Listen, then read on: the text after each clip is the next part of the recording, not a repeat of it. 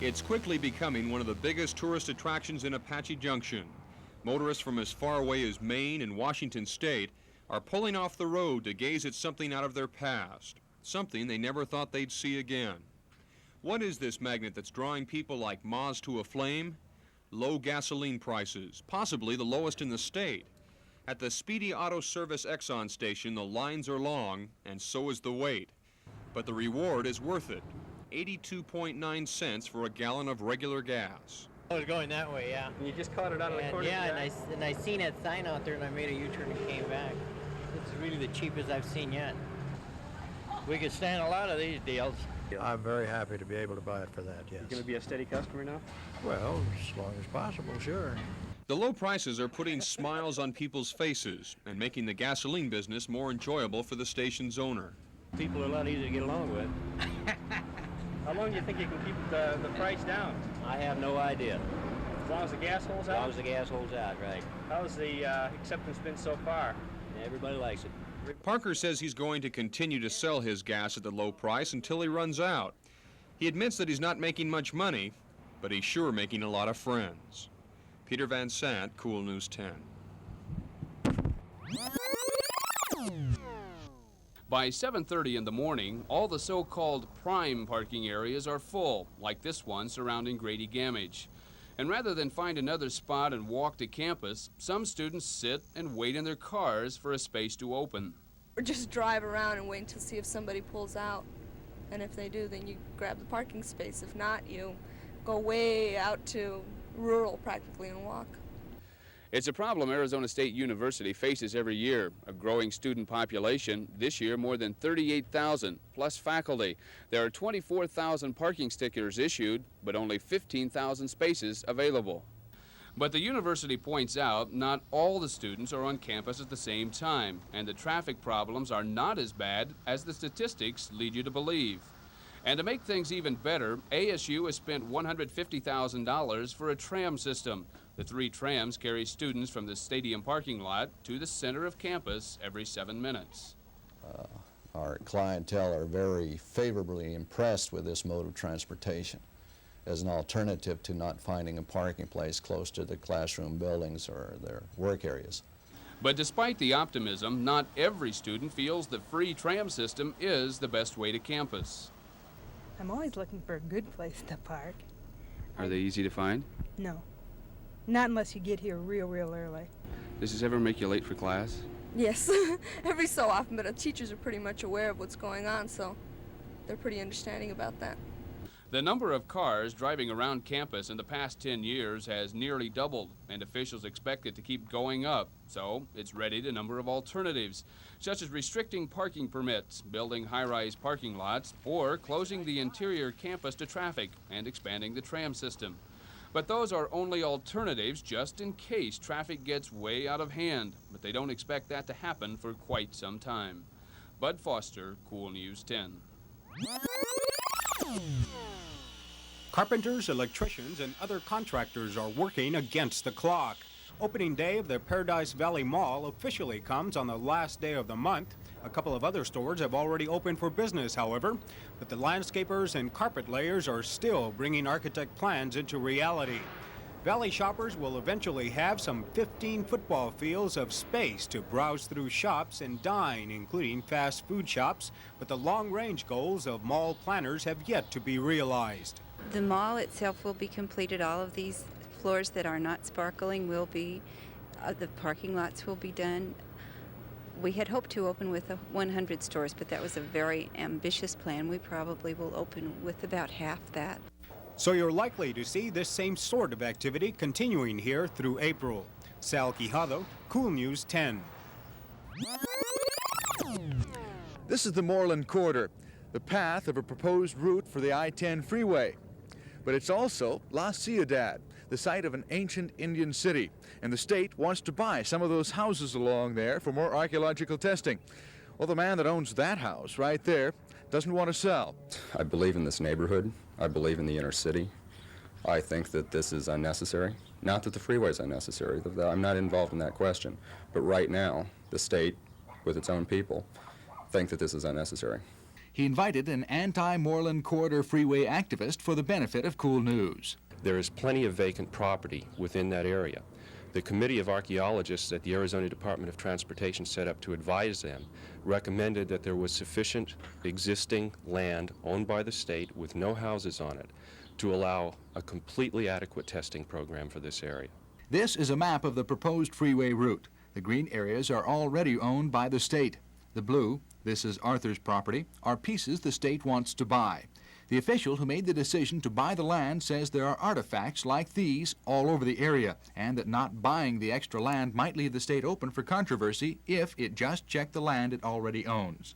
That somebody could come along after we'd completed the testing process and agree that there was nothing on the land we had tested, but indicate to us if we had tested in the next block or several parcels away that we might have found something. But Arthur says he would sell if he could get more than the $28,500 the state has offered. I think incompetent and rapacious bureaucrats are trying to steal this land away from the people whose energies have been devoted to the redevelopment of the area, and I think it's wrong, and I'll fight. He says his neighbors are being ripped off too, but a check with some neighbors showed that those who had sold to the state were happy with the prices they'd gotten. And the lady that lives next door to Mr. Arthur's house says she's looking forward to dealing with the state. A state official says $28,500 is a fair price, but that Arthur wants $60,000 to $65,000 for the house, which is only about 700 square feet. As a matter of fact, he says, research of records show Mr. Arthur paid about $16,000 for the house 3 years ago. Arthur, who doesn't live at the house at 1713 East Culver, owns several others in the area. The Highway Department's Mr. Willett says he's suspicious about some of the arguments that have arisen over the Moreland Corridor. Well, I don't think there's any question that there are people in the Phoenix area and along the corridor who still oppose the construction of the I-10 freeway in this corridor.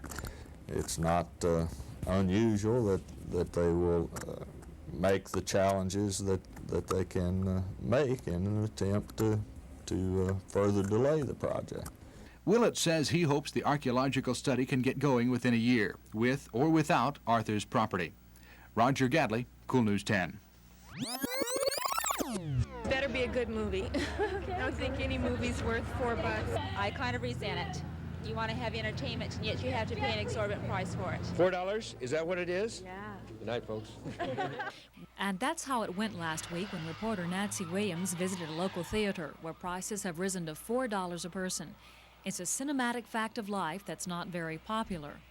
But even though people are complaining these days about the high price of a ticket to see a movie, one thing is for sure, it's certainly not hurting the box office. And Americans love movies. They're going to movies more than ever this year, and they seem to like the more expensive films. Out of the top 10 grossing films of this year, most of them cost over $10 million to make. So due to the tastes of the public, and the trend of films are becoming more expensive. Dan Harkins, who owns a chain of theaters in town, is out to defend the high price of theater tickets. Actually, he feels that in reality, $3.50 or $4 is not that bad a price in today's inflated times. But actually, movie tickets are not really that high. They are a bargain when you compare them to the consumer price index of other products that people are buying on the market. If movie tickets were affected by inflation, just like everything else, then they should be around $5 to $6 instead of where they are now. But enough about the cost of tickets. It's the price of popcorn and pop that puzzled this reporter. Okay, I think I'll have a medium popcorn, 2 small Cokes, and some Jordans. And the price for that little snack for two was $2.25. Why so much? The theater operator tries to recoup some of the losses or lack of profit that he has at the box office at the snack bar. That, coupled with the high price of chocolate and sugar, drives the price even higher. But while Harkins defends today's movie prices, he's also a firm believer that low prices can work too. Even though he's received unfavorable comments from other theater owners in town, for the past 4 years, his theater in Glendale is the only one in the valley selling all seats for 99 cents. With high volume, he's able to make it, but no one else in town has followed suit. While some people dream of one day owning a Mercedes, a Rolls, or one of those fancy new sports cars, the owner of this not-so-fancy automobile dreams of highways full of cars that don't require tune-ups, auto emission testing, and most important, no gasoline. This is Jerry Nicholson's electric car, or maybe I should say electric Volkswagen buggy. Its main parts are a VW transmission and 6 reconditioned batteries. It only goes 39 miles per hour, but that's enough speed for Nicholson and his dog Amigo to take quick trips around the neighborhood. And for a man who says he's all thumbs when it comes to auto repairs, putting this electric machine together was a cinch. Well, I'm not a gasoline mechanic by any means of the imagination. I just put together these pieces very easily, and it wasn't hard at all. I hate to change oil in a gas car. This is not Nicholson's first electric car. He first put one together about 3 years ago. It was what you might call a deluxe model using a VW Bug, a $1,600 electric car kit from an Eastern distributor, and 12 very expensive new batteries. Nicholson drove the car back and forth to work for a year, and although he's not sure how much he saved on gas, he is sure building the car was worth it. Price of gas is what, $63.9 for regular now? Whereas the price of electricity hasn't gone up very much compared to gasoline prices. The car Nicholson is now driving is basically an experiment. He wants to see how well the cheaper reconditioned batteries work, and he plans to make a plastic body for the frame he now drives. And when he gets done with all the testing, he plans to put the information into a book called How to Convert Your VW to Electric. Juanita Stevenson, Cool News 10. Eileen Gardner owns and operates a liquor store, and she does a lot of walking. But she's so quick, her customers may think she has wings on her feet. In this case, make that wheels. Eileen is just one example of the Valley's growing love affair with roller skates. And even in a store full of breakables, she says selling and skating make a very good mix. We have a lot of people that stop for Cokes or wine through the drive-through, and you just are back and forth. Don't you feel a little bit like a bull in a china shop? No, because I've really practiced before I carry anything expensive.